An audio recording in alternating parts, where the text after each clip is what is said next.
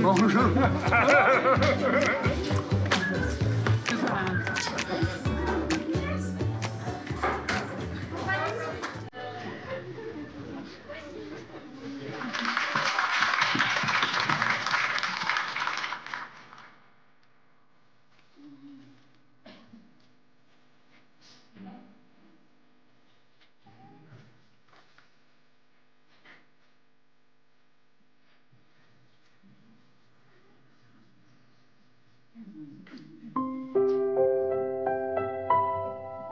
Bravo. Quelle émotion. Quelle émotion. C'est des souvenirs tout ça. Bonjour à tous. Bonsoir. Alors on est ravis de vous voir ici. C'est complet, il y a du monde partout pour ce soir. Ça nous rappelle des choses. Lorsque Yvette était au château de Vincennes, nous sommes vus pour la première fois, nous avions 8 ans. Et depuis tout ce temps maintenant, on a quel âge? 46 ans. Déjà 40 ans. Yvette a 40 ans. Vous avez vu le nombre de spectacles qui ont été créés? Il y a environ 50 pièces. Et ce soir, nous allons inviter, à titre exceptionnel, vous savez très bien de qui je veux parler, hein, les 4 fondateurs.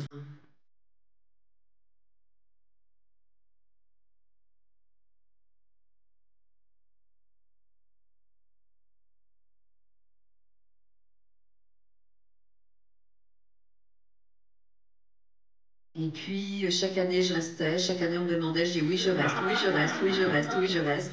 Et je suis restée 7 ans. Ensuite, passé ces 7 ans, avec Ralph, bon, les sourds, bien sûr, se prenaient en charge, travaillaient, donc ils n'avaient plus besoin de moi, réellement. Et c'est ainsi que nous sommes retournés à la maison à New York.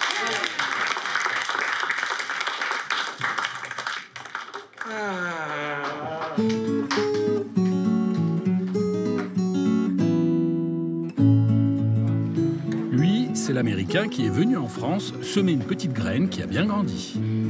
Lui, il a totalement assimilé le monde des sourds. Bill, le premier interprète en France. Énergie, incroyable. Réveil.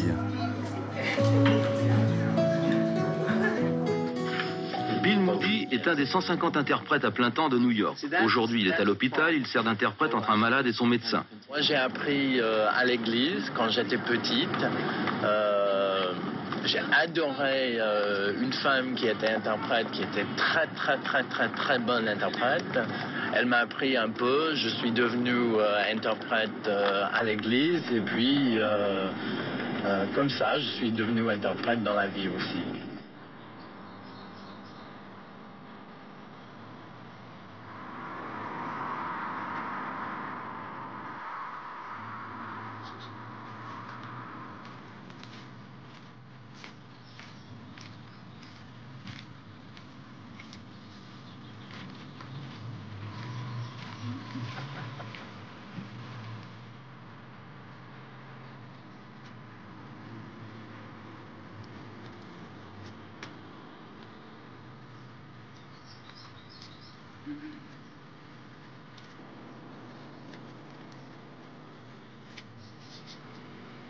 Bill, tu es quelqu'un d'important dans l'histoire des sourds de France.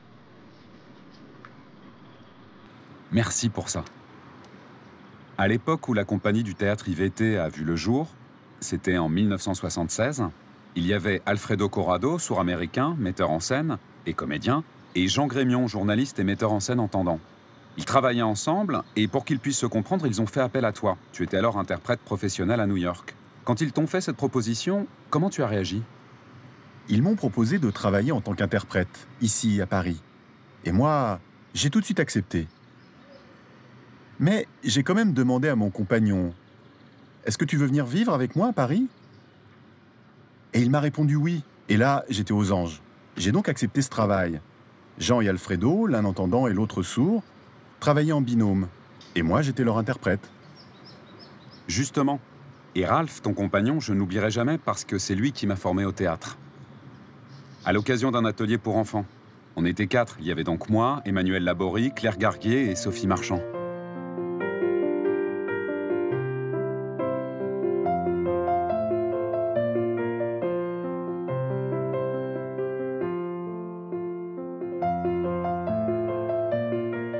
J'avais 8 ans quand, à la radio, sur France Inter, on a annoncé que des enseignants d'IVT donnaient des cours de langue des signes et qu'il y avait un atelier de théâtre pour les enfants. Les parents d'Emmanuel Laborie ont entendu cette info et m'en ont informé. Alors j'y suis allé et là, je t'ai vu et tu semblais faire plein de choses. J'étais avant tout interprète. Et comme les spectacles ont été montrés et qu'ils ont eu un certain succès, les gens ont voulu apprendre la langue des signes française, la langue des sourds, et ils m'ont demandé où ils pouvaient l'apprendre. C'est comme ça qu'on a commencé à donner des cours de langue des signes au château de Vincennes. Là, ici, juste derrière nous. Et puis après, les étudiants ont eu besoin d'aide-mémoire pour mémoriser les signes appris. Ils voulaient des supports, alors on a commencé à élaborer des livres. Pour ça, on s'est plongé dans l'histoire des sourds de France et on a fait des recherches. J'aime vraiment ça. On a aussi effectué tout un travail sur la grammaire, sur le fonctionnement de la langue des signes française et on a produit un dictionnaire. Les étudiants étaient très satisfaits, il y avait toujours à faire. Tu as beaucoup apporté à la communauté des sourds, y compris le fait de changer le regard que la société portait sur eux. Tu as ouvert les esprits.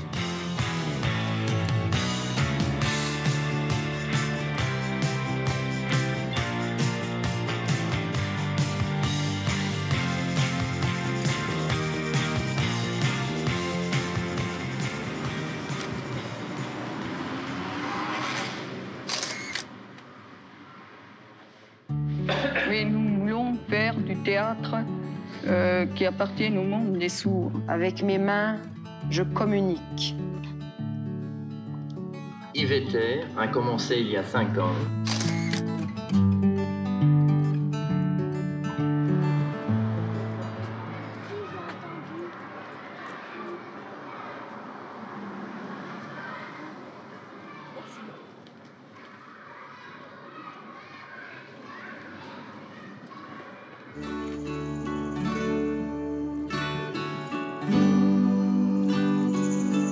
C'est un honneur pour moi, Alfredo.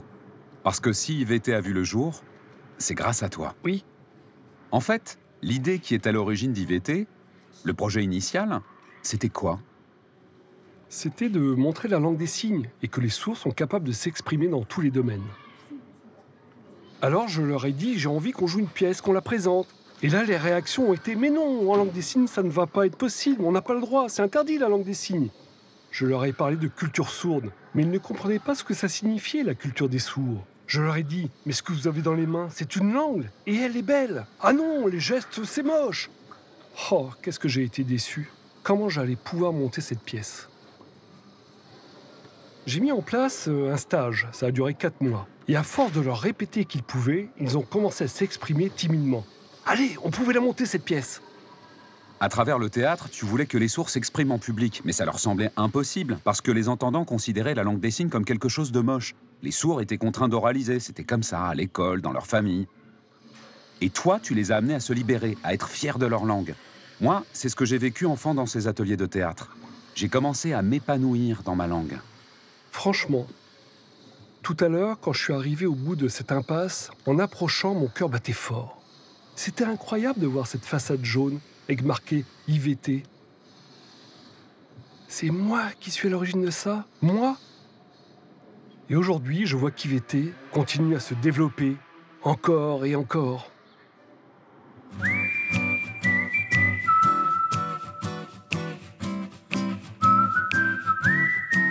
la promotion de la langue des signes passait par la professionnalisation des sourds. En tant que comédien, ça c'était le rôle d'Alfredo et de tout le théâtre, de la partie théâtre IVT, mais aussi en tant que professeur de langue des signes. Et ça, c'est à Bill qu'on le doit. Les cours de langue des signes qui existaient à ce moment-là, ils étaient très peu nombreux, étaient confidentiels en France. Et c'était, vu que la personne sourde qui nous enseignait la langue des signes ne connaissait pas explicitement la grammaire de sa propre langue, les cours de langue des signes se résumaient à du vocabulaire. Et Bill, qui était venu voir en curieux ce cours de langue des signes, il savait que ça ne marcherait pas parce qu'il connaissait la bonne méthode pour enseigner la langue des signes. Lui-même avait appris une partie de la langue des signes par cette méthode. C'est une méthode absolument révolutionnaire qui avait été mise au point aux États-Unis par un sourd homme de théâtre américain et aussi grand pédagogue.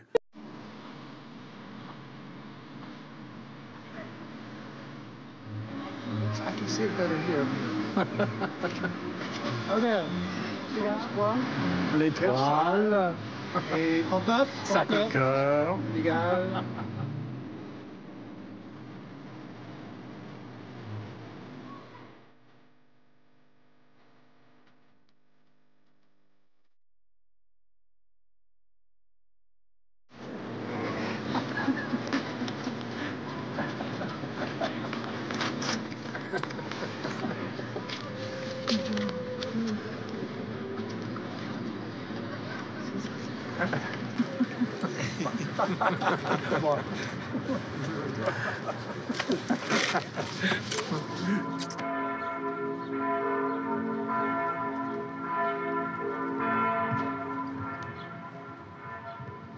Vous vivez ensemble depuis très longtemps. Bill, quand Alfredo t'a proposé de le rejoindre à IVT, tu as tout de suite proposé à Ralph de venir avec toi. Et toi, Ralph, Paris représentait un intérêt pour toi? Qu'est-ce que tu imaginais faire à IVT? Eh bien moi, à ce moment-là, je ne savais pas précisément ce que j'allais pouvoir y faire. Bill, lui, traduisait. Alfredo mettait en scène. Et puis moi, j'ai appris à parler français, lire et écrire. Et j'ai appris la langue des signes française. Mais petit à petit, j'ai commencé à me demander quoi faire d'autre. Et c'est à ce moment-là qu'on m'a proposé de faire, avec les enfants, toi, Emmanuel Laborie, Claire Garguet et Sophie Marchand, un stage, Un atelier? Oui, un atelier de théâtre.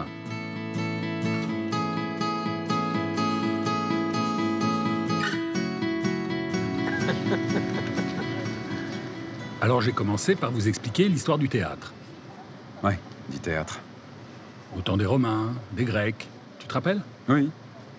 J'utilisais des images. Et puis on a fait un travail de comédien. Ouais. D'expression corporelle. Il ne s'agissait pas d'utiliser la langue des signes de tous les jours. Pour ça, je vous ai forcé à porter un masque. Neutre, blanc. Tu te souviens? Ouais, un masque. Et donc c'était notre corps qui s'exprimait. Derrière le masque, vous ne voyez rien. Et seul votre corps parlait. C'est un bon exercice. Et puis on faisait aussi des échauffements. Chacun proposait une idée. On les confrontait. Et il fallait en faire quelque chose. C'était de l'improvisation. De l'impro, oui. Et après, on s'est nourri de ces impros pour imaginer une histoire et faire une pièce de théâtre. Et c'était formidable. C'était une belle histoire, Voyage au bout du métro.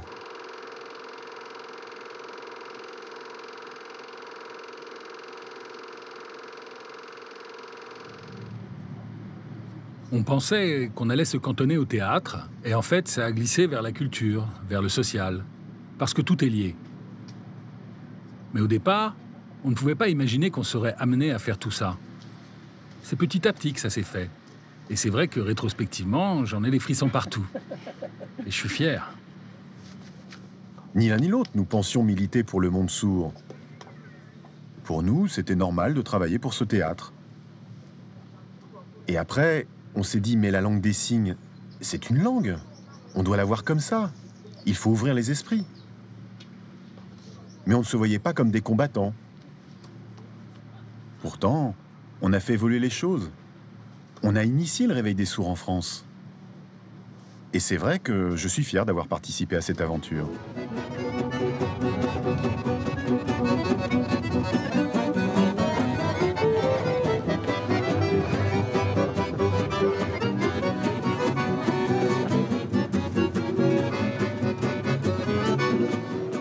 quelqu'un de très important dans le monde de la communauté des sourds, de la promotion de la langue des signes, de la mise en place d'une qualité de formation d'interprète.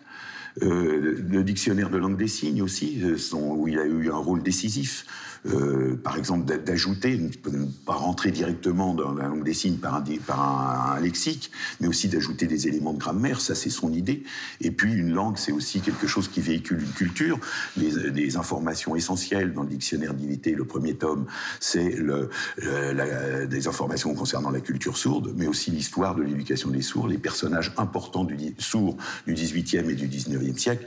Voilà tout l'apport de Bill, sans compter son apport au niveau de passeur. Voilà toute l'action de Bill, mais j'ajoute à cela aussi que Bill est un être très chaleureux et amène, qui a beaucoup d'humour, et donc qui attire la sympathie, évidemment. Lorsque j'étais enfant, de 8 à 11 ans, je venais à IVT et je vous voyais vous réunir dans une salle. Vous étiez dans les livres, vous cherchiez, et je me demandais ce que vous faisiez. Et puis plus tard, j'ai pris conscience du fruit de votre travail. Vous aviez élaboré des dictionnaires. On avait enfin une trace écrite. Toi, Bill, américain, tu es venu en France. Comment t'en es arrivé à initier la création de ces dictionnaires? Il y avait des étudiants ici à IVT qui prenaient des cours de langue des signes. Ils avaient donc besoin d'aide-mémoire parce qu'ils apprenaient en cours, mais après, chez eux, ils devaient réviser.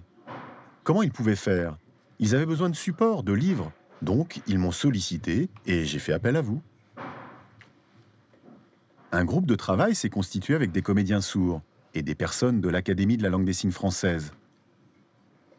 Et dès nos premiers échanges, on a vite compris que ça allait être beaucoup plus ardu qu'on ne le pensait. Parce qu'il y avait des signes propres à l'Institut d'Asnières, à l'Institut de Bourg-la-Reine, à l'Institut Saint-Jacques. Pour une même notion, on avait des signes différents, 3 signes différents parfois. Alors lequel choisir?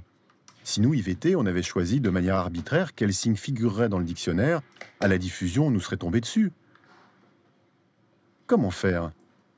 Ce dictionnaire, on pensait le faire rapidement. On s'est vraiment trompé. Agnès, à l'époque d'IVT, tu étais orthophoniste auprès d'enfants sourds. Comment tu en es arrivé à participer à ce groupe de travail, à ce projet de dictionnaire? C'est Bill qui m'a demandé de participer à ce groupe de recherche. On a réfléchi à comment distinguer un verbe d'un nom, d'un adjectif, parce que les sourds s'exprimaient en langue des signes, mais ils n'avaient pas encore de regard sur leur langue, parce qu'il n'y avait pas de recul sur cette langue. Ils la parlaient naturellement, sans la formaliser. Rachid, lui, il est sourd. Tu es linguiste. Petit, tu es allé à l'école d'Asnières. Ta langue des signes, tu l'avais apprise sur le tas. Quand tu es arrivé à IVT, ça a changé quoi pour toi?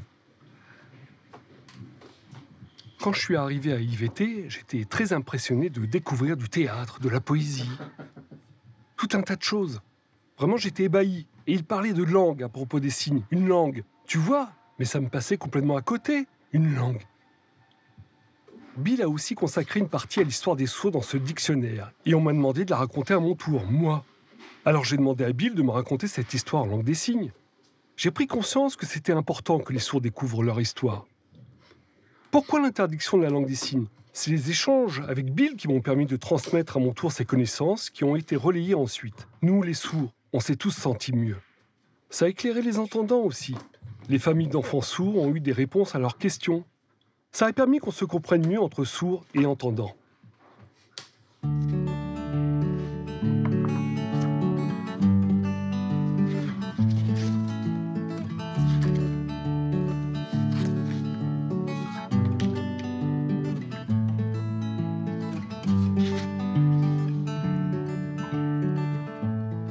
Maintenant, j'aimerais savoir comment vous avez travaillé. Vous avez rassemblé des signes.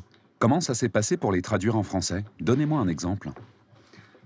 Pour différencier les noms des verbes, on a eu besoin de faire une recherche linguistique, de répertorier, pour faire coller le bon mot au bon signe. Par exemple, avion et voler. On a tout analysé, décortiqué pour rendre tout ça le plus clair possible. Le mouvement de ces deux signes n'est pas le même, avion et voler. En plus, voler, tu peux le faire en allant par ici ou en revenant par là. Toutes ces analyses, on les notait. Est-ce que le signe est directionnel ou pas? Par exemple, le verbe travailler ne l'est pas, alors que voler, dans le sens de l'avion qui vole, est directionnel. Toutes ces notes, on les a restituées dans le dictionnaire.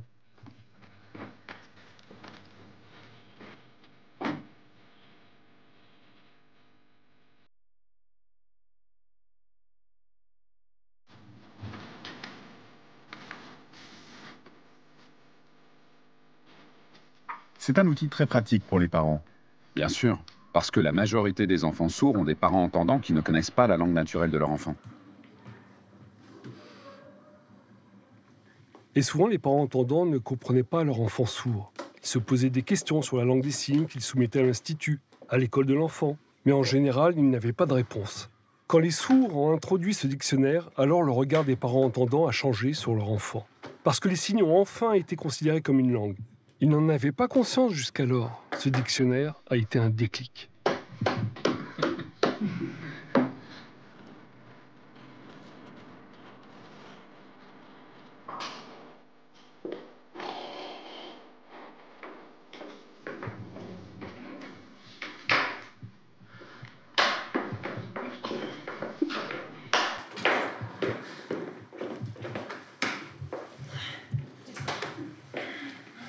Aujourd'hui, par le plus grand des hasards, nous sommes dans la salle Bill Moody. La mienne, oui. Bill est interprète en langue des signes internationale, connu dans le monde entier. Aujourd'hui, on va profiter de sa présence pour échanger, pour réfléchir ensemble. Chaque pays a sa propre langue des signes, liée à sa culture. La langue des signes française, la langue des signes américaine, la langue des signes espagnole, etc. Mais la langue des signes internationale n'est pas liée à un pays en particulier. C'est clair pour vous? Alors, elle vient d'où cette langue des signes internationale? Quand deux personnes de pays étrangers se rencontrent, elles ont du mal à se comprendre. Mais petit à petit, elles vont parvenir à trouver un terrain commun. Et les signes qui auront permis cette compréhension seront naturellement gardés pour constituer la langue des signes internationale. C'est bien ça? Oui, tout à fait d'accord. On va jouer, faire un exercice. Je vais vous raconter une petite histoire et vous allez la restituer en langue des signes américaine. Il y a des Américains parmi nous aujourd'hui. En langue des signes française, il y a des Français. Et enfin, en langue des signes internationale. On mettra les différences en avant. Vous êtes prêts? Je vous la fais d'abord en langue des signes française et vous réfléchirez.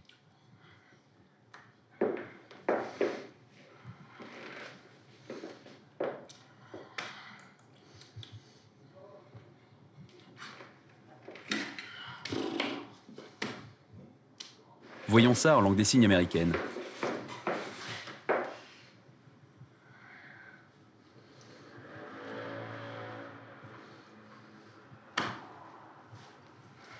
Vous allez maintenant réfléchir et faire des propositions. Vous serez 2-3 à passer.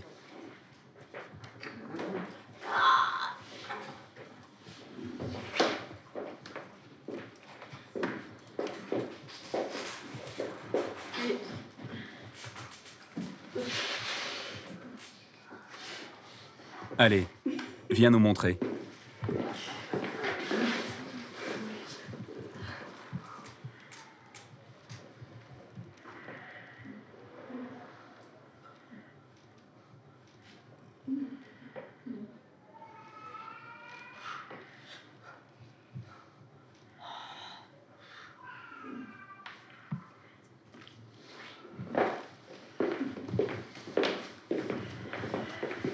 Tu n'étais pas assez expressive. En langue des signes internationale, il faut forcer les expressions du visage. En langue des signes internationale, il faut accentuer les expressions faciales. On passe la vitesse supérieure. Là, ton visage était trop neutre. C'est normal, tu étais un peu intimidé. Autre chose, tu as signé « marcher comme ça ». En international, marcher, ça se fait plutôt comme ça. Et c'est le signe le plus fréquemment utilisé. Parce qu'il est très visuel. Regardez. Toi, tu marches, tu vas à droite. Lorsque tu connais 3 ou 4 langues des signes, tu peux piocher dans ton lexique les signes les plus imagés. C'est plus facile. La langue des signes française, c'est celle qui a le plus d'influence au monde. C'est une langue très forte, car très imagée, très iconique. C'est pour ça que la langue des signes internationale pioche beaucoup dans la langue des signes française. C'est pas du vol, c'est logique. On prend les signes les plus iconiques qui correspondent à ce qu'on veut dire.